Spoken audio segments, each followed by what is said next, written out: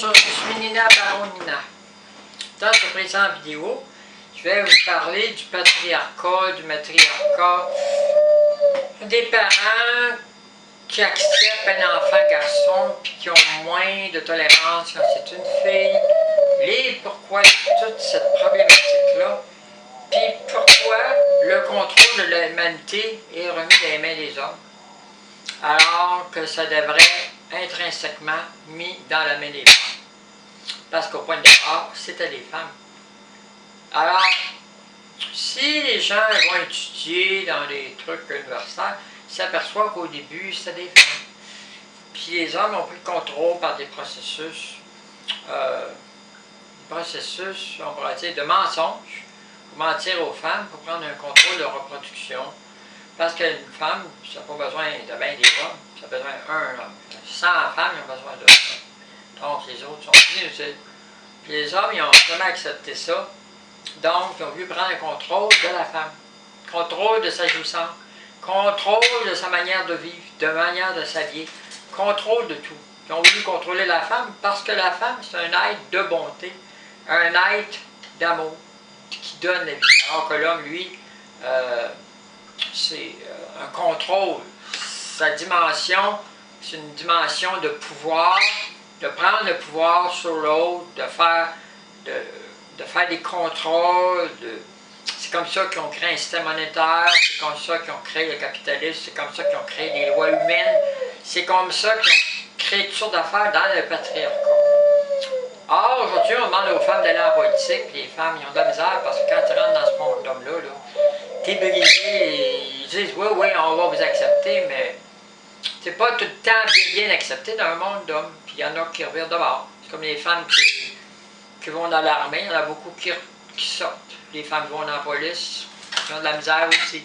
Dans tous les secteurs, la femme a de la misère. Parce que c'est un monde d'hommes. La Terre, c'est un monde d'hommes. C'est devenu un monde d'hommes. Alors qu'au point de départ, c'était les femmes qui, par bonté, contrôlaient tout. Puis les hommes, ils ont pris le dessus sur les femmes. Alors, pourquoi un père aime mieux un garçon qu'une fille? Parce que le garçon, c'est l'image du père, c'est son clone, ça représente lui-même.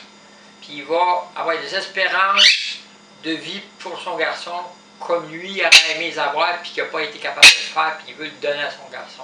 Comme un héritage qu'il veut donner, que lui n'a pas été capable de faire, pour toutes sortes de raisons, il veut que son garçon, lui, le réalise. C'est comme un don, une continuité de lui-même. Il préfère un gars, une fille, c'est pas utile, ça leur représente. Certains hommes qui ont un peu de féminité, ils sont heureux d'avoir une fille parce qu'ils disent, bon ben, ça représente ma partie féminine, je ne peux pas être une femme parce que je suis un gars, puis je n'irai pas jusque-là, je suis marié, j'ai une femme, bon, le gars il s'accepte. Ça a une dimension féminine, lui il va accepter plus sa fille. Puis, c'est un père qui est comme ça, qui a une dimension féminine, il peut accepter que son garçon devienne une fille. Mais encore là, c'est très difficile parce que c'est un clone de lui-même. Fait que là, il va le punir. Punir son garçon parce qu'il fait une profanation dans l'héritage qu'il veut lui donner, d'être un clone de lui-même. Donc, il va le punir. Puis la punition, c'est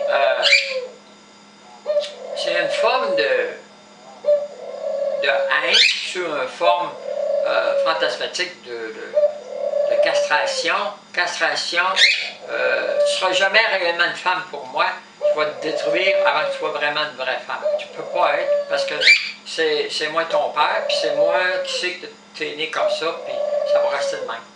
Alors, il ne permet pas de naître en femme. Il ne permet pas de corriger l'erreur de la nature, il ne permet pas rien. Tu vas être un gars, change de sexe, puis la société, c'est la même chose. Puis le gouvernement, c'est pareil. On change ton nom, on change ta carte, on change tout. Mais on sait que, dans le fond, tu es un gars qui est débalancé, tu as juste changé ton corps, mais dans le fond, nous, là, tu es né comme ça. On n'effacera jamais ça. Tu es né de même, puis c'est ça. C'est pas effaçable. Fait que c'est encore les hommes qui contrôlent ça. Alors que si c'est un monde de femmes, ils diraient, bon ben, tu es né de même, mais nous, on va l'effacer, parce que c'est une erreur. On va l'effacer. Tu n'es pas né gars, tu es né femme. C'est une erreur, on l'efface. Tu es né femme, c'est pas juste certificat de naissance, tu es né. Mais dans les papiers, en dedans, dans les dossiers, on les laisse tous des gars, puis c'est évalué par un psychiatre, puis ci, puis ça. Ça devrait tout être effacé, puis dire, c'est une vraie naissance, c'est né vraiment femme. C'est la loi de la reconnaissance de l'entité de la personne à son intérieur qui est allée jusqu'au bout, jusqu'à... Bon.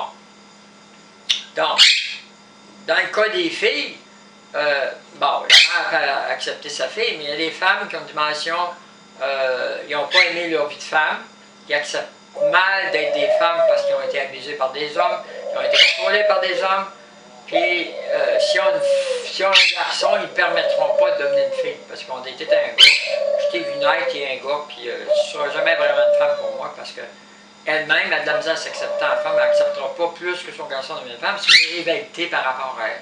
Donc, elle n'est pas capable d'accepter la vraie identité de sa fille, en réalité, sur l'apparence du garçon. Bon, on arrive évidemment à la féminité, qui a différents aspects. Alors, dans les aspects de la féminité, la première affaire, c'est l'apparence. Après ça, l'apparence, la reconnaissance sociale sous la forme de l'apparence. Alors, les attributs extérieurs, puis dont l'habillement. Donc, l'habillement, la garde-robe, tout ça. Après ça, il y a des comportements stéréotypés que la société a établis. Une femme, ça fait ça, un gars, ça fait pas ça. Une femme, ça doit marcher comme ça, un gars, ça doit marcher comme ça. Une femme, ça doit avoir les cheveux comme ça. Donc, il y a tous des clichés, tout ça. On tend aujourd'hui à uniformiser ça, que la femme peut avoir plus de liberté là-dedans, en essayant de l'amener dans le monde de l'homme, tranquillement, à aller les mêmes droits qu'un homme. Après, juste les mêmes droits qu'un homme, elle est supérieure, parce qu'au point de départ, elle était supérieure. C'est une forme de divinité, la femme, une lumière vive, comme Dieu, par les extraterrestres. Alors, tandis que l'homme, c'est autre chose. Donc, on ne fait pas de la femme un dieu femelle, mais il reste qu'elle a été créée par les extraterrestres, elle doit retrouver sa dimension de lumière. Puis pour ça, il faut qu'elle arrête de rentrer dans la dimension de l'homme. Tu vois, être un morceau de chair, puis je rentre dedans, puis bling, bling, bling, bling, bling. Oui, il y a ça pour concevoir. Oui, la femme a besoin de concevoir, mais il ne faut pas qu'elle s'habilise dans la matière. Il faut que ces organes sexuels servent à monter, et non pas à rester là-dedans, puis ça soit de la mécanique, puis essayer de ressembler ses organes à celles d'un homme, parce qu'elle jalouse les organes de l'homme, parce que lui, il a un pénis, puis elle n'en a pas, puis c'est sûr que la femme, en apparence, elle dit, oui, lui, il a ça, moi, je ne l'ai pas. Il a quelque chose de plus que moi. Mais quand tu comprends ton corps, puis tu t'aperçois que tu as